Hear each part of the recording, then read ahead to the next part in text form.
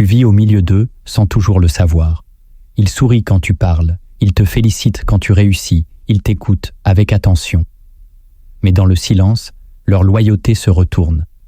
La trahison ne commence jamais par un coup de poignard. Elle commence par une main sur ton épaule, une promesse, un regard qui rassure. Ce que tu vas entendre ici n'est pas un cri de paranoïa, mais une invitation à l'éveil. Car pour survivre parmi les traîtres, il ne faut pas crier plus fort qu'eux. Il faut voir ce qu'ils veulent cacher. Machiavel ne t'apprendra pas à aimer, mais à lire dans les intentions. À la fin de cette vidéo, tu découvriras une vérité que personne n'ose vraiment affronter. Alors, reste jusqu'au bout et commente cette phrase si tu veux faire partie de ceux qui s'éveillent. Je préfère être seul que trahi. Abonne-toi, aime cette vidéo et marche avec méfiance. Le masque va bientôt tomber. Dans l'Italie du XIVe siècle, Florence était un théâtre d'ombre. Famille rivale, alliance de façade, poignard sous les manteaux. C'est là que Niccolò Machiavel, observateur froid mais lucide, forgea sa vision du pouvoir. Pour lui, la trahison n'était pas un accident, mais une mécanique humaine, prévisible, répétitive, presque banale. Il ne cherchait pas à créer des monstres, mais à dévoiler la vérité sur les hommes. Car l'histoire ne se souvient pas des naïfs, elle grave les noms de ceux qui ont su survivre. Aujourd'hui, dans un monde de réseaux, de masques sociaux et de loyauté fragile, sa pensée résonne avec une intensité nouvelle. Ce que nous avons appelé cynisme était peut-être lucidité. Ce que nous avons rejeté comme immoral était peut-être une forme de sagesse. La méfiance n'est pas une faiblesse, c'est une armure. Et si cette philosophie dérange, c'est qu'elle touche une blessure que notre époque refuse encore de regarder. Ce que tu t'apprêtes à entendre n'est pas une incitation à devenir froid ou distant. C'est un miroir posé devant ta naïveté, un antidote contre l'oubli de ce que les hommes sont capables de faire quand l'intérêt les pousse à choisir entre toi et leur ascension. Voici les 7 clés pour survivre dans un monde où les traîtres sourient plus que les amis. La première clé pour survivre parmi les traîtres est de ne jamais croire à la paix dans un groupe. La paix apparente n'est souvent qu'une pause entre deux tempêtes, une illusion collective entretenue pour ne pas troubler l'ordre établi. Mais sous cette surface calme se cachent des tensions, des jalousies, des ambitions qui n'attendent qu'une faille pour se révéler.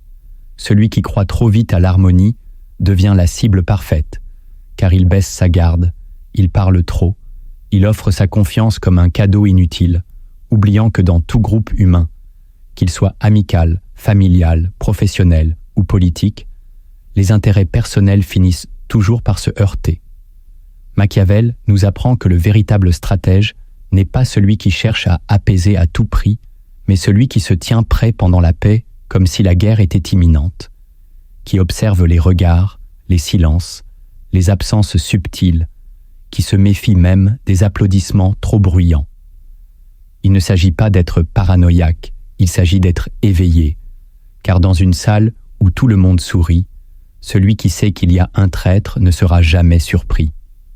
La paix est une stratégie, parfois sincère, parfois perfide, mais toujours temporaire.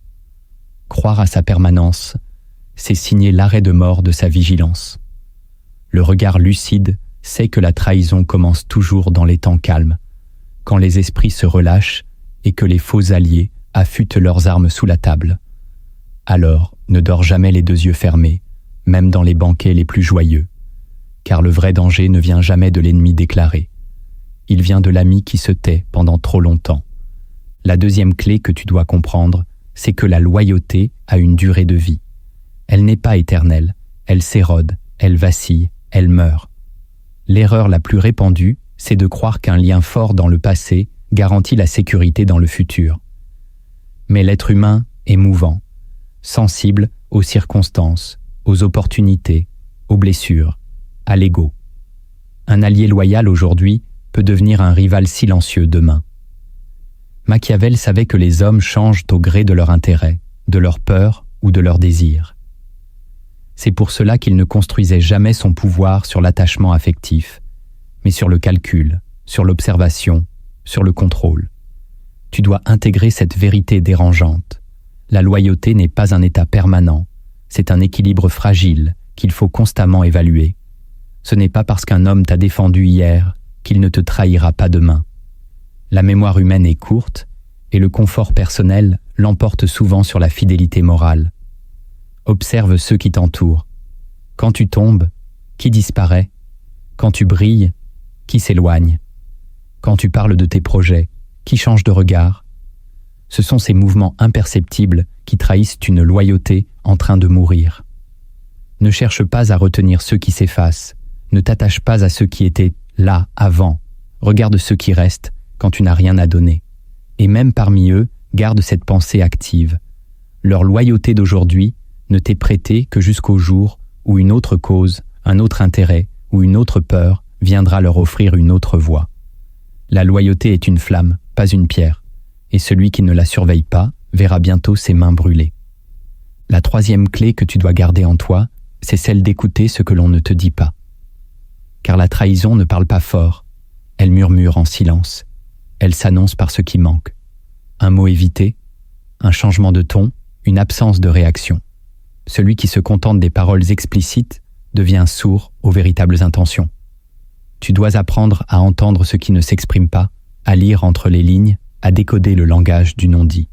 Machiavel observait les silences avec plus d'attention que les discours, car là où il y a peur de parler, il y a danger. Là où il y a esquive, il y a stratégie. Là où il y a trop de neutralité, il y a peut-être une attente de chute. Les traîtres sont rarement bavards. Ils savent qu'en parlant, ils risquent de se trahir. Alors ils se taisent. Et ce silence, tu dois l'entendre comme un cri étouffé. Quand quelqu'un ne réagit pas à ta joie, quand il ne s'indigne pas face à une injustice qui te touche, quand il évite certains sujets sans raison, ce ne sont pas des détails, ce sont des signaux. Écouter ce qu'on ne te dit pas, c'est écouter les ruptures, les fuites, les trous dans les récits. C'est regarder le visage d'un homme qui t'écoute sans t'entendre, d'une femme qui t'accompagne sans te suivre vraiment. Ce que les gens ne disent pas est parfois 1000 fois plus révélateur que ce qu'ils affirment. Et dans ce silence, la vérité affleure.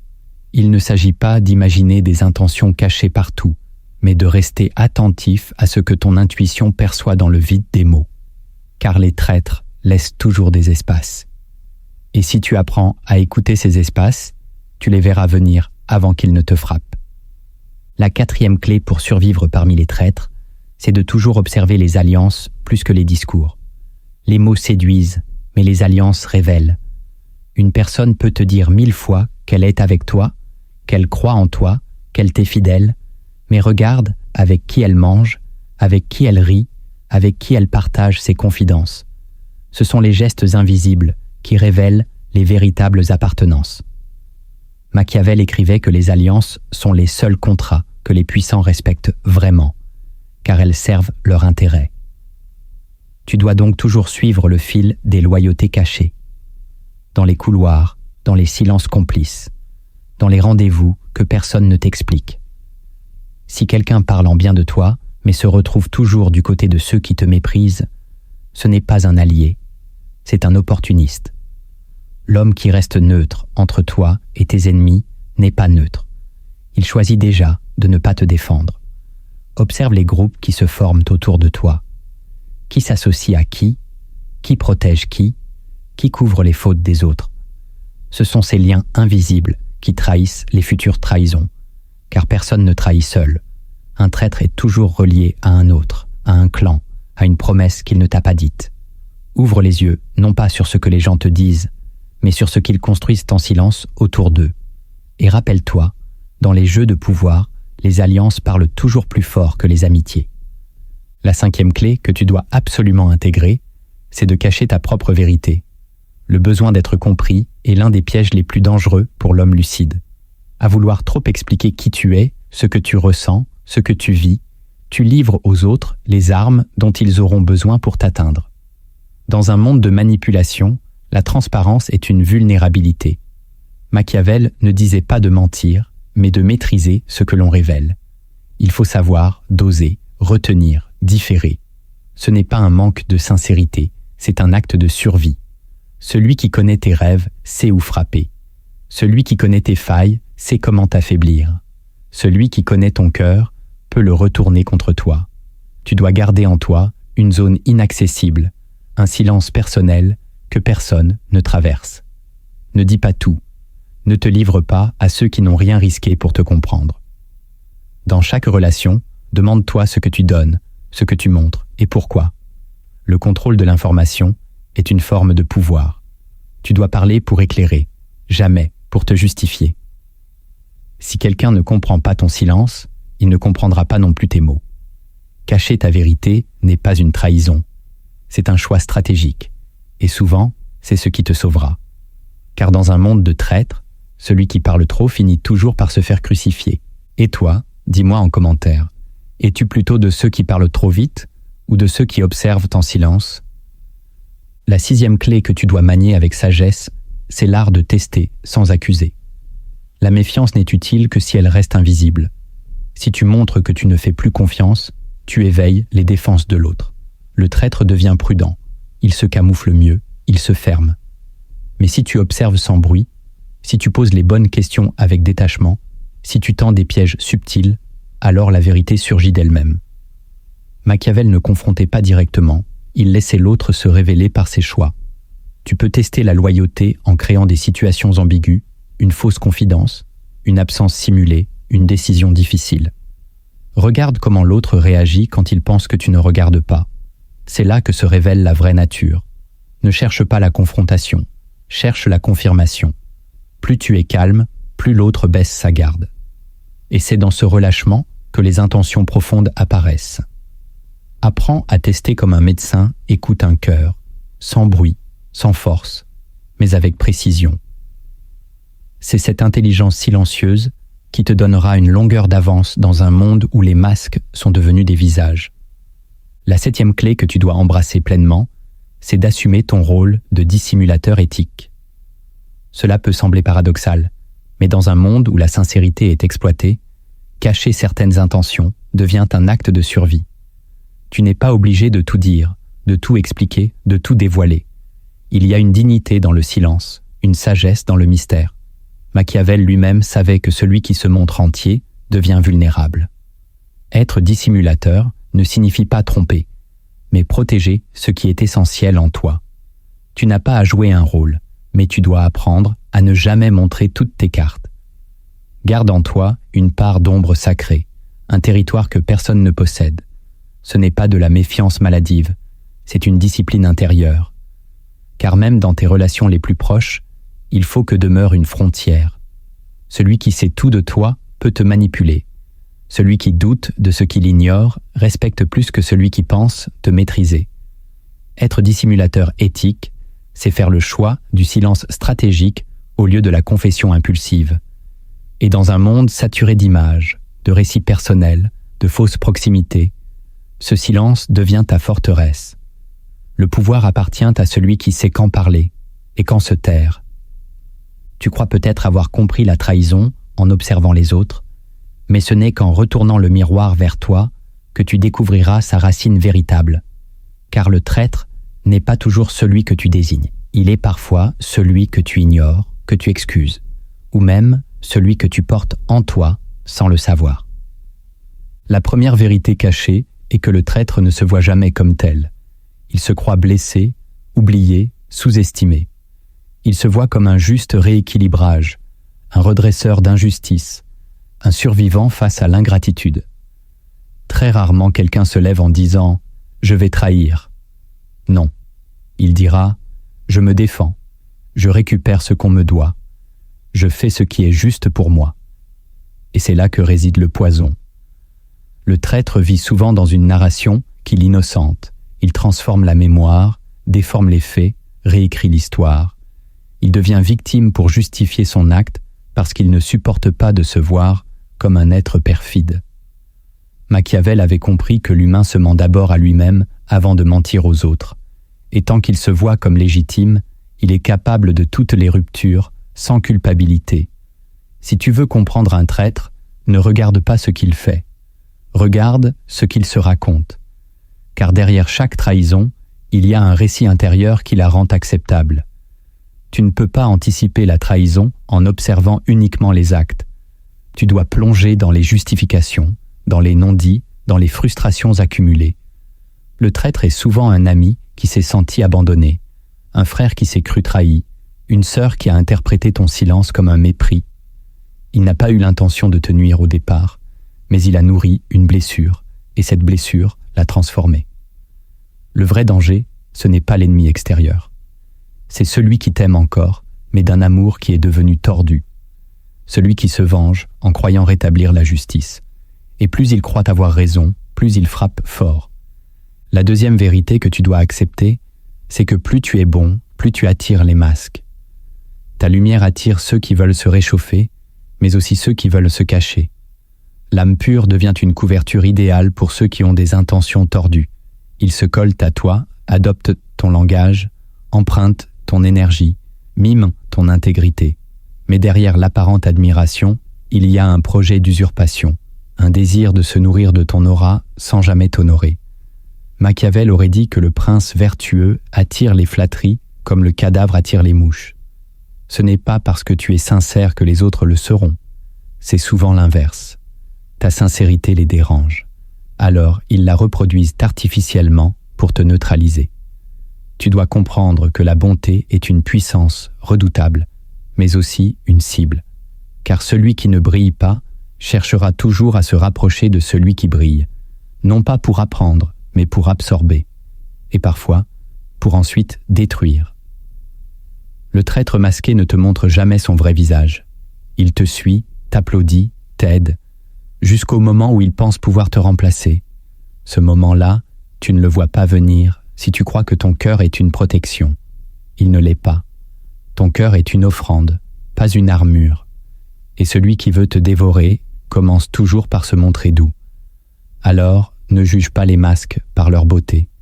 Juge-les par leur consistance. Observe ce qui ne fluctue pas.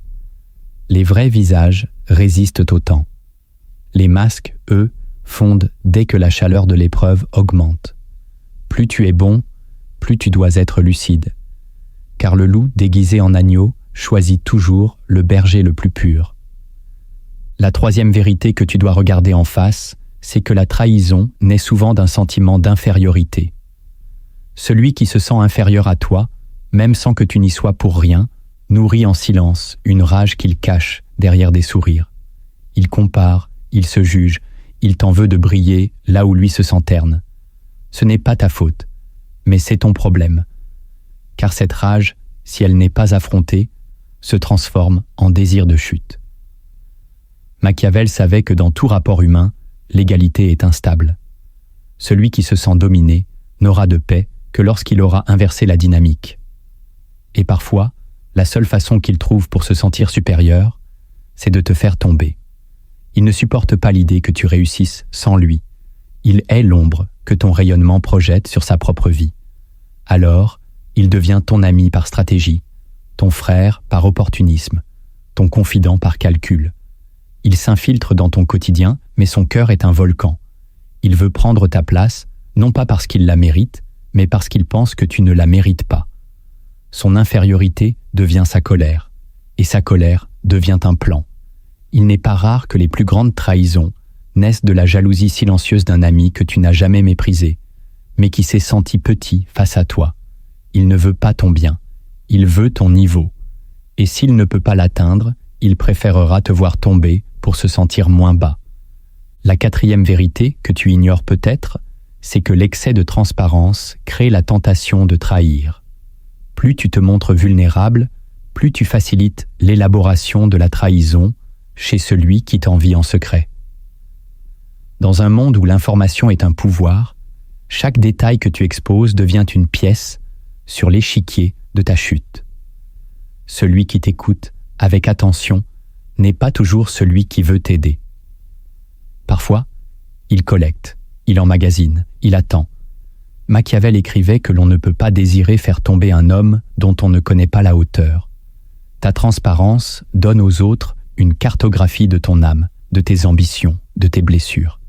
Et même s'ils ne sont pas malveillants au départ, certains peuvent être tentés par la facilité d'exploiter ce qu'ils savent de toi. La trahison n'est pas toujours préméditée.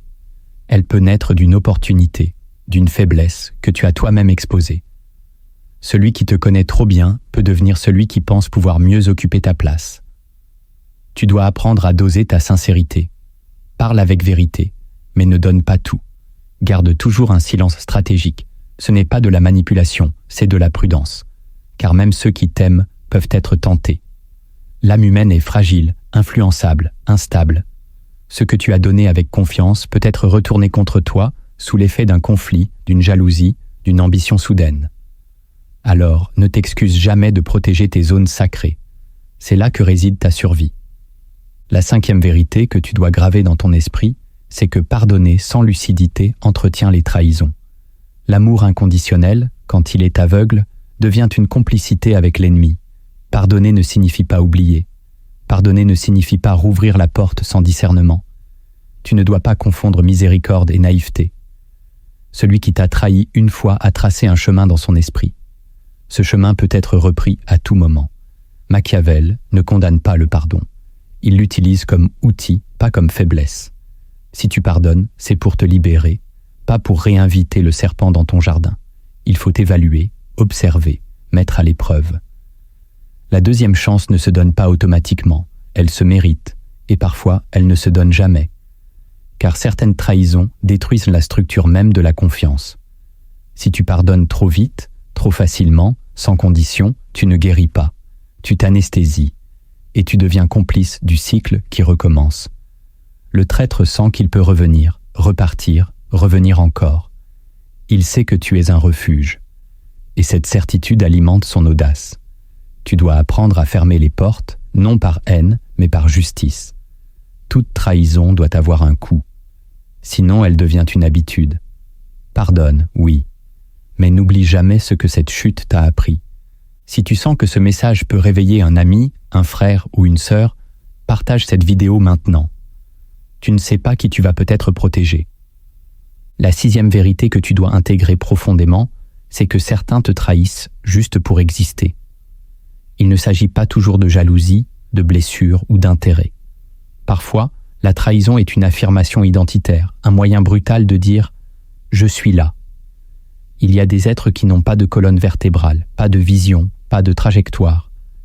Ils errent, invisibles, et leur existence semble floue, jusqu'au jour où ils s'opposent à toi. Leur trahison devient leur première vraie décision, leur premier acte de puissance. En s'attaquant à toi, ils accèdent à une forme d'importance qu'ils n'ont jamais eue seuls. Ils ne veulent pas vraiment te détruire. Ils veulent se prouver qu'ils existent. Machiavel observait ces âmes faibles qui, n'ayant jamais osé se construire, choisissent de détruire pour enfin sentir leur propre force. Ce sont souvent des personnes discrètes, effacées, sans aura particulière, mais qui explosent un jour de manière inattendue, comme une implosion retardée. Elles ne te haïssent pas, elles se cherchent à travers toi. Et dans leur logique intérieure, trahir devient une libération, une affirmation de soi, une manière de couper le lien de dépendance qu'elles n'ont jamais assumé. Tu dois apprendre à repérer ces profils instables, sans fondation, sans mission, sans loyauté à quelque chose de plus grand qu'eux-mêmes. Ils sont dangereux, non pas parce qu'ils sont mauvais, mais parce qu'ils sont vides. Et dans leur vide, chaque lien devient une prison, chaque bienfait un poids, chaque loyauté une honte. Leur trahison est un cri « Regarde-moi ». Et quand tu comprends ça, tu ne cherches plus forcément à te venger. Tu te retires, tu coupes l'oxygène, car toute ta présence devient un carburant pour leur explosion. Tu n'es pas leur ennemi, tu es leur excuse. Et la meilleure défense, parfois, c'est l'effacement, le silence, la disparition. Ils n'existent qu'en te renversant. Alors, refuse-leur ce luxe. La 7e vérité que tu dois affronter sans fuir, c'est que ta propre cécité émotionnelle est ton plus grand ennemi. Tu veux croire en la beauté des liens, en la rédemption des âmes, en la loyauté spontanée. Tu veux penser que ton amour suffit à protéger ceux que tu aimes. Mais cette foi, si elle n'est pas éclairée par la lucidité, devient une malédiction. Tu refuses de voir les signaux, tu expliques les contradictions, tu pardonnes les absences, tu ignores les dissonances. Et pendant ce temps, la trahison se prépare. Ce n'est pas que tu es faible, c'est que tu es attaché à ton rêve de loyauté parfaite. Tu fermes les yeux, non pas par naïveté, mais par peur de devoir changer ta manière d'aimer. Machiavel t'aurait dit que l'homme se trahit lui-même avant d'être trahi par les autres, parce qu'il voit mais ne veut pas voir. Il ressent mais refuse d'écouter ce que son intuition lui murmure. Alors il s'attache, il s'accroche, il pardonne trop, il donne encore et il tombe. Pas à cause du traître, mais à cause de sa propre fidélité à un fantasme. Tu dois t'arracher à cette illusion. Aimer ne signifie pas oublier. Être fidèle ne signifie pas rester aveugle. Ton cœur n'est pas ton seul outil. Tu as aussi une conscience, une intelligence, un pressentiment. Et si tu apprends à les écouter ensemble, tu verras les fissures avant qu'elles ne deviennent des gouffres. Tu sauras te retirer à temps, éviter les pièges, préserver ton âme. Ce n'est pas ton amour qu'il faut tuer, c'est ton aveuglement. Car celui qui regarde avec les yeux de l'âme, et non seulement avec ceux du cœur, ne sera jamais surpris par la lame qui vient dans le dos. Avoir compris le fonctionnement des traîtres ne suffit pas. Il faut désormais te préparer à les affronter sans bruit, à les anticiper sans violence, à les neutraliser sans guerre. Car dans un monde saturé de sourires déguisés, ton salut dépendra de tes réflexes silencieux. Voici les 7 techniques que tu dois incarner si tu veux survivre sans te renier. La première technique que tu dois maîtriser est l'observation froide et prolongée. Trop d'êtres humains veulent te savoir trop vite, comprendre tout de suite, agir dans l'urgence. Mais la trahison est un poison lent. Elle s'insinue, elle évolue, elle se dissimule. Celui qui veut la déceler doit apprendre à observer sans impatience, sans passion, sans conclusion hâtive. Il faut regarder les gestes récurrents, les micro-expressions, les absences répétées, les détails que les autres ignorent. Tu n'as pas besoin de tout entendre si tu sais tout voir. Machiavel savait que celui qui regarde longtemps voit ce que les autres ne remarquent jamais.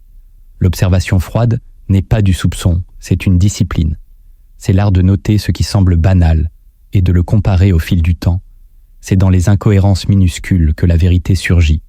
Et pour cela, tu dois éliminer ton besoin de réaction immédiate. Sois lent, sois stable, sois silencieux. L'impatience est l'allié du traître, car elle te pousse à réagir avant d'avoir compris. Observe, encore et encore, jusqu'à ce que les masques tombent sans que tu n'aies à les arracher. Regarde avec distance, écoute avec précision, accumule les indices. Et surtout, ne dis rien, car l'observation ne vaut que si elle reste invisible. Dès que tu parles, tu crées une fuite. Retiens-toi, regarde et retiens. L'esprit du stratège commence là, dans la patience des yeux. La deuxième technique que tu dois pratiquer, c'est le retrait stratégique avant la trahison. La majorité des victimes le deviennent parce qu'elles sont restées trop longtemps à espérer, trop longtemps à nier, trop longtemps à se dire que ça ira. Tu dois apprendre à te retirer, non pas après le choc, mais juste avant. Et ce « juste avant » n'est pas une intuition magique, c'est le fruit d'une écoute intérieure rigoureuse. Machiavel ne fuyait pas les rapports de force, mais il savait quand la partie était déjà jouée. Le traître donne toujours des signes avant de frapper. Tu ressens une froideur, une dissonance, une distance. Et au lieu de l'affronter, apprends à te retirer discrètement. Pas par peur, mais par stratégie. Le retrait te donne un avantage. Tu brises la dynamique avant qu'elle ne devienne toxique. Tu casses l'illusion avant qu'elle ne t'enferme. Se retirer, ce n'est pas abandonner. C'est redevenir maître du rythme. C'est toi qui décides quand la partie se termine. Et souvent, ce départ silencieux désarme le traître plus que n'importe quelle confrontation, car il perd l'opportunité de te faire mal. Tu lui retires le théâtre. Tu lui retires le public. Tu ne lui offres pas le drame qu'il attendait. Et dans ce silence, tu conserves ton pouvoir. Apprends à lire le moment du retrait comme un pianiste entend la dernière note, ni trop tôt, ni trop tard, mais juste. Et ce moment-là, personne ne peut te le dicter. Tu dois le sentir, le connaître, l'honorer. Se retirer, c'est aussi une forme de déclaration. Tu dis au monde « Je ne suis pas à vendre. Je ne resterai pas là où l'on me détruit. » La troisième technique que tu dois manier avec finesse, c'est l'usage mesuré de la vérité. Dire la vérité à tout le monde, tout le temps, sans filtre, n'est pas un signe de force, mais de vulnérabilité. Dans un monde traversé de jeux de pouvoir, de duplicité, d'intérêts voilés, la vérité devient une monnaie. Et comme toute monnaie, elle doit être utilisée avec prudence. Machiavel écrivait que dire la vérité au mauvais moment, c'est ouvrir soi-même la porte à sa propre chute. Celui qui mérite ta vérité est celui qui l'a prouvée par sa loyauté, sa constance, sa discrétion. Tu ne dois plus te sentir obligé de tout dire.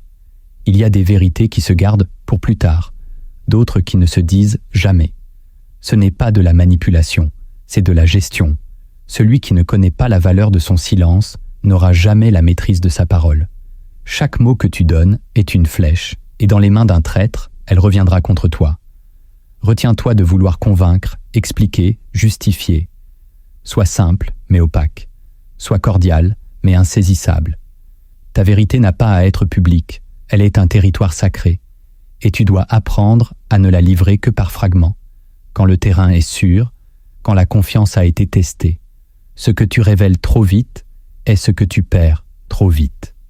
Celui qui parle tout le temps perd le respect. Celui qui se tait gagne le mystère.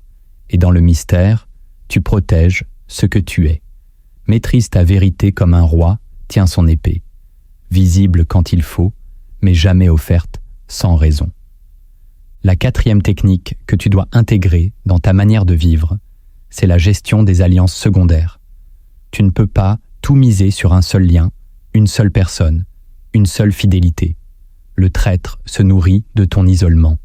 Il frappe quand tu n'as plus personne à qui parler, quand ton univers relationnel repose sur un pilier unique.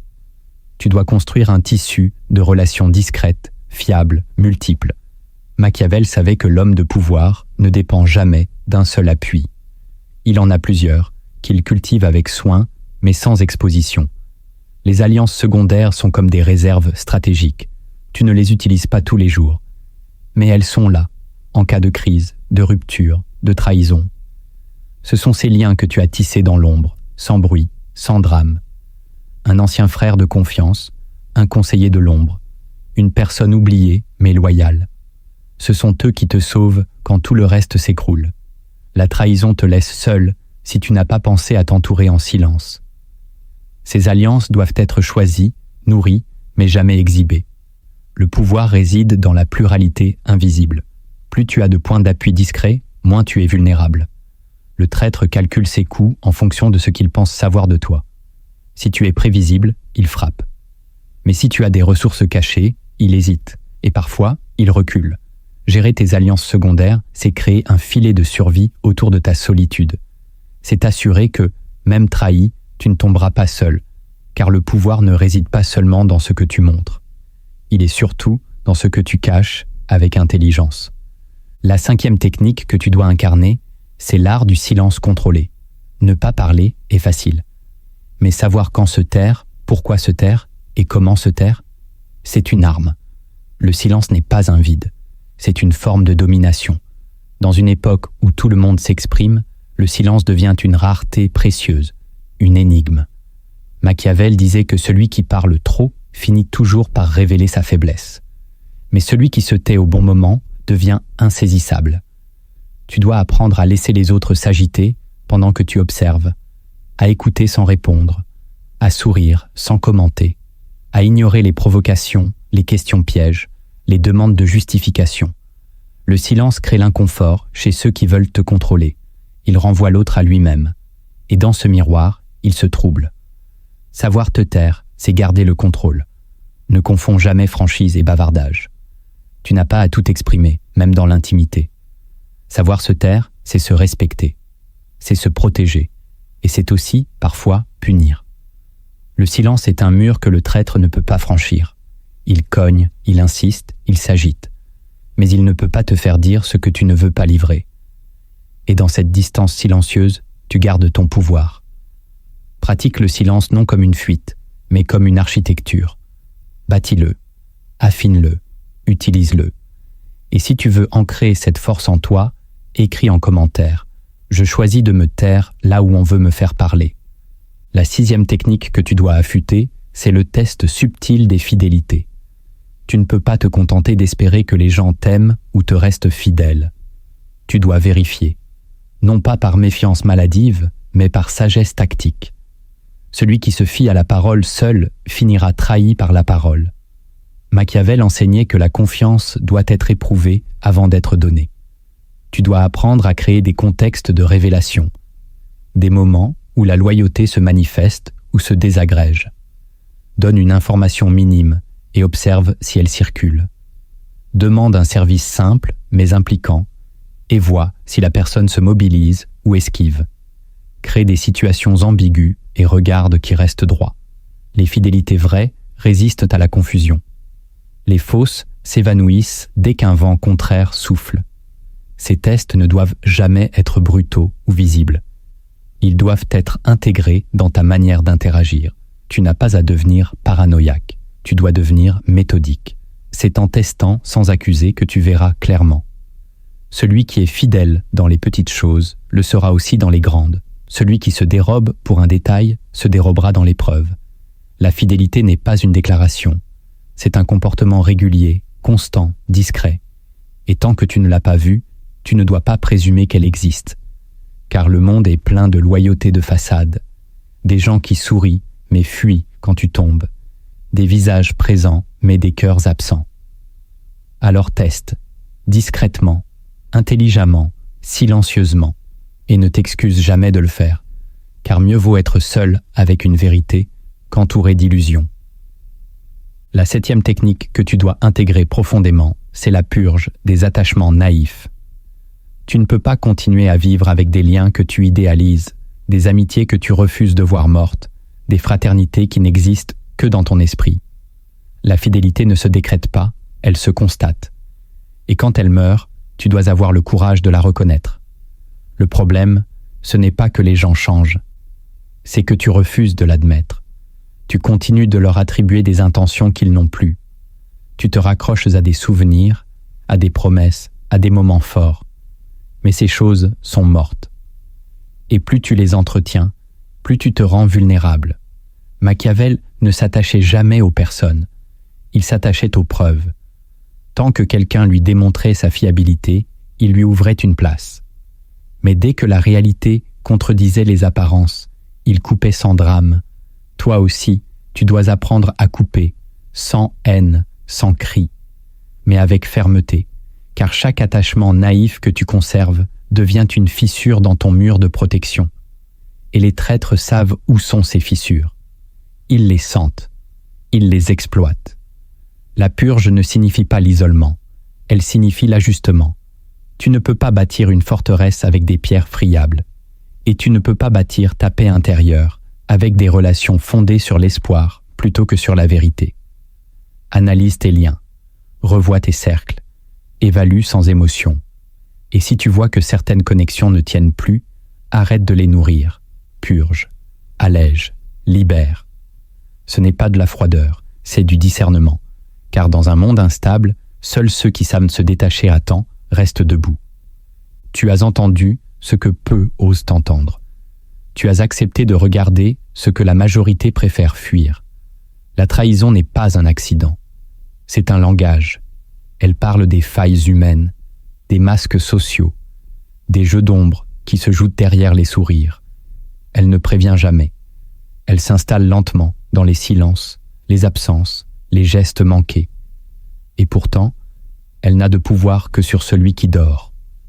Machiavel n'a jamais incité à la méfiance maladive. Il a simplement ouvert les yeux sur une vérité inconfortable. L'homme est instable, guidé par ses intérêts, et souvent prêt à détruire ce qu'il admire, s'il ne peut le posséder.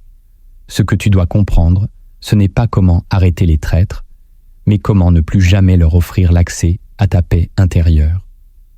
Le véritable pouvoir n'est pas de dominer les autres, c'est de devenir inatteignable par leur duplicité.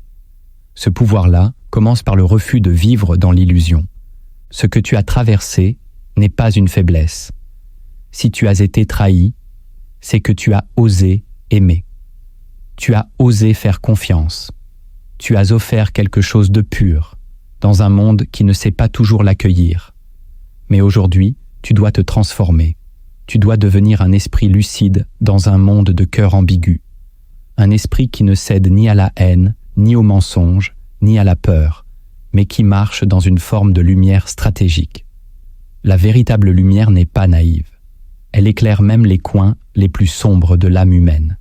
Et quand tu regardes en face ce que l'autre est capable de faire, tu ne l'aimes pas moins.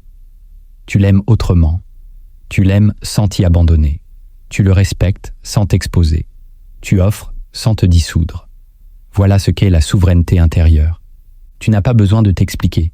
Tu n'as pas besoin de convaincre. Tu n'as même pas besoin de riposter.